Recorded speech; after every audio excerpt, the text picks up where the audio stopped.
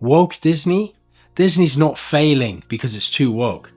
It is failing because it forgot how to tell stories, timeless stories, stories so powerful that nobody cares about the politics. That is the debate nobody wants to have. For decades, Disney did not need culture wars to sell tickets. It had myth, character, emotion. Now, every release feels like it is being filtered through ideology before it is judged on storytelling. When the story is weak, politics becomes the scapegoat. So the real question is not, has Disney gone woke? The question is, has Disney lost its narrative spine, and can it bring it back? Let's be precise and start from the golden era of Disney. Look at Snow White and the Seven Dwarfs, the original from 1937 of course. Simple archetypes, emotional clarity, mythic stakes. Look at The Lion King, Shakespearean structure, generational trauma, earned redemption, and the start of a revolution in soundtracks for animated films, with a stunning score by the then up-and-coming composer Hans Zimmer. Look at The Beauty and the Beast, transformation through sacrifice, not slogans. And one more recently, Coco, deeply Mexican in culture, universally human in theme. Identity was not passed on top. It was the engine of the story. Kids loved it, adults loved it, and it's wildly original. These films worked because the protagonist had a clear desire.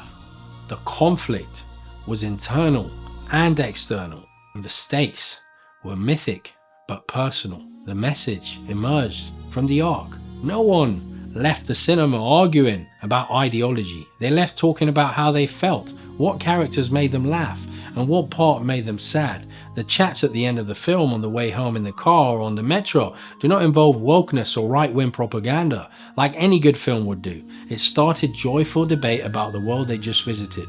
Now, contrast that with the modern era. The live action The Little Mermaid sparked endless debate about casting choices, but the story was left untouched almost. No new character arc, no new point of view, just copy-paste with a different ethnicity for the main character.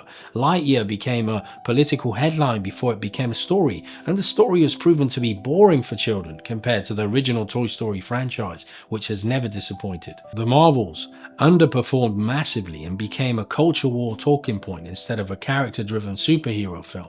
Let's not mention the new Snow White that generated controversy before audiences even sat down in the theater, to then retry the terrible idea of copy-paste a story that works but ruin the best parts of it, and in the process add some new woke ideas to please the Twitter fans. But here's the uncomfortable truth. If the writing was undeniable, if the characters were layered and compelling, the noise wouldn't matter. Weak scripts invite political scrutiny, strong scripts silence it, or better yet, do not make people even think about it. The story works, the politics behind it are not even important. Now, let's examine the counterexample. Spider-Man is one of the most beloved characters in history. For decades, Peter Parker was portrayed as a white middle-class kid from Queens. And then came Miles Morales in Spider-Man Into the Spider-Verse and Spider-Man Across the Spider-Verse. Audiences embraced Black and Latino Spider-Man without hesitation. Why? Because Miles was not written as a diversity statement. He was written as a character. He has insecurity, he has pressure from his father, he has imposter syndrome for being Spider-Man, and he has something to prove. The films are visually groundbreaking, the emotional arcs are tight, the stakes are clear. Nobody praises those films primarily for diversity. They praise them for storytelling, animation, and character depth. The representation is there. It matters, but it's not the headline. The story is. That is the difference. In some cases, I believe Miles Morales has become even more popular than Peter Parker, and that is not identity politics. That is storytelling at its finest. And representation is not the enemy.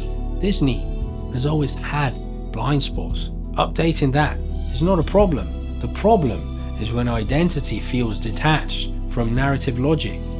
You cannot simply copy the exact structure of a beloved classic, swap out core elements, and expect audiences not to notice the dissonance.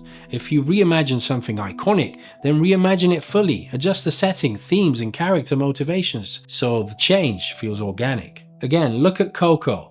It is unapologetically rooted in Mexican culture and the Dia de los Muertos tradition, but at its core it's about family, legacy and music, universal themes carried by specific identity. The story resonates not because they're Mexican, but because the themes are translatable to any family structure. Or also look at K-pop Demon Hunters, strong female characters with depth, vulnerability and competence.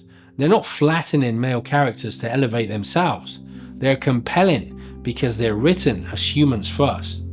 That is the standard. If you like this film, check out the video I made on my channel about how it showed Disney how to make brilliant female characters. Financially, Disney has struggled in recent years. Audience fatigue is real, box office volatility is real, but blaming everything on wokeness is lazy, and pretending audiences are simply bigoted is also lazy.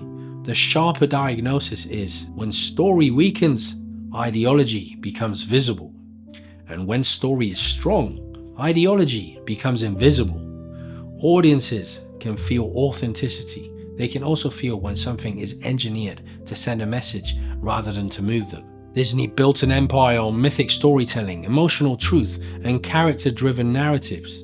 If they return to that foundation, representation will not be controversial. It will be seamless as long as the setting is justified and not forced by studio execs. So no, the question is not whether Disney is too woke. The question is whether Disney still understands why people fell in love with it in the first place, myself included. Strong characters, clear arcs, and earned emotion. Also, worlds that feel alive. Fix that and the culture war fades into the background. Now, I want to know what you think. Is this about politics or is it about storytelling? Which are the worst films in Disney's catalogue? And which are the best? Tell me about it in the comments. I'll answer all your thoughts. And if you enjoyed this video, hit the like button and subscribe to the channel hitting the little bell icon to receive a notification the next time I make a new video. Also, go and check out my video about K-pop Demon Hunters that will explain my view on brilliant female characters like the Huntress gang. And that is a wrap for this one, but I will see you on the next one.